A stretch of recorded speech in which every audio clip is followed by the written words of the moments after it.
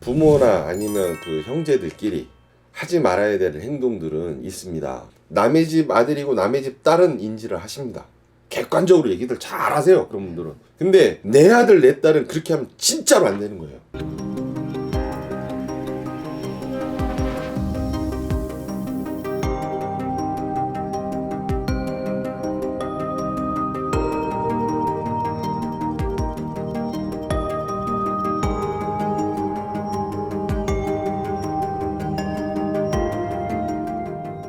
네, 안녕하세요. 상호랍니다. 사부입니다.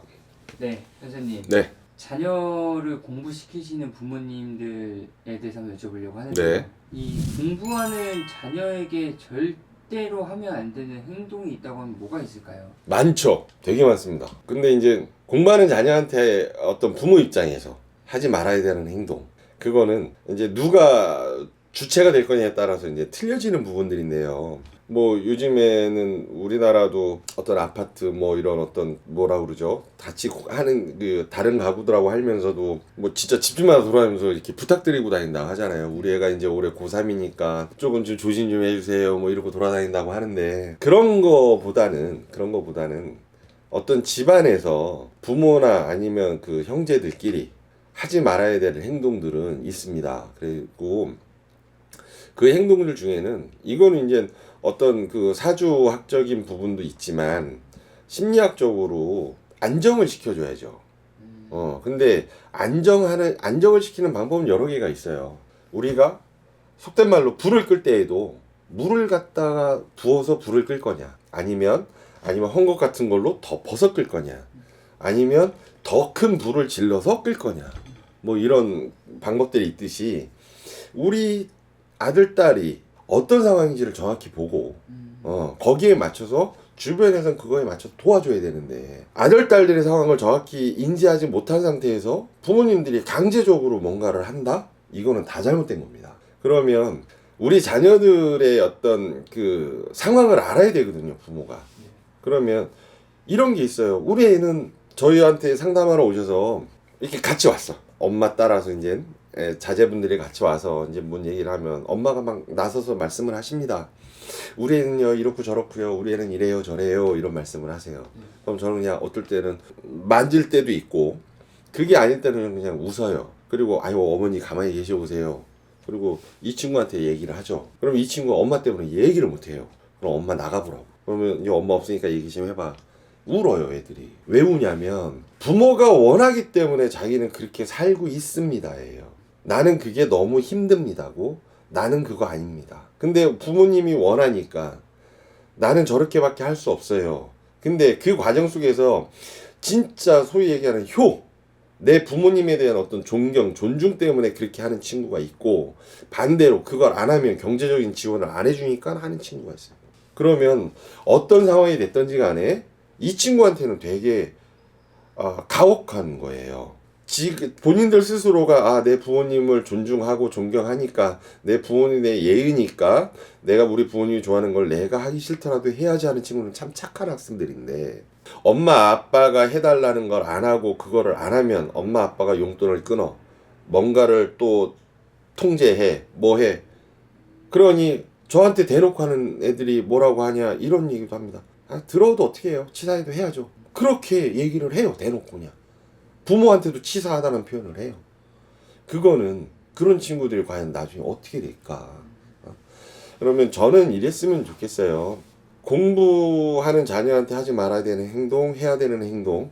그러면 내 애들하고 나 부모조차도 어떤 기운에 어떤 충이 되는 부분도 있고, 우리가 이제 뭐 사주적으로 얘기할 때는 그냥 하나의 개체로 본다라고 했을 때, 나는 불이고 쟤는 물이면 이건 100% 충 아닙니까? 물인 애한테 야 너 불이 돼 이러면 얘가 불이 되겠습니까? 안 돼요. 예? 근데 그런 것들을 부모님들은 몰라요. 인지를 안 해요. 왜 그러냐면 내 아들이고 내 딸이니까. 남의 집 아들이고 남의 집 딸은 인지를 하십니다. 객관적으로 얘기들 잘 하세요, 그런 분들은. 근데 내 아들 내 딸은 그렇게 하면 진짜로 안 되는 거예요. 이 내자 하나가 붙어가지고 집안이 되게 시끄러워지는 경우도 되게 많아요. 그러면 거기에 권한만 뭐 행사하시려고 하는 분들이 많거든요. 근데 책임은 안 질라 하는 거죠. 의무는 없어. 권한만 존재하는 거예요. 아빠니까 하라면 해. 응? 아빠도 그렇게 했어. 얘는 그거 아닌데. 그러다 보면 애는 삐뚤어져요. 그럼 나중에 이 모든 게 대한민국 법이 얘기하는 소위 얘기하는 촉법소년, 좀 더 크게는 어떤 성인이라는 지위를 획득하기 전까진 애들이 참지만 그거를 벗어나면 그때부터는 통제 불능이 됩니다. 애들도. 그래서 공부하는 친구들한테 하지 말아야 되는 행동, 해야 되는 행동, 이거를 떠나서 저는 모든 부모님들한테 이런 말씀을 해드리고 싶어요.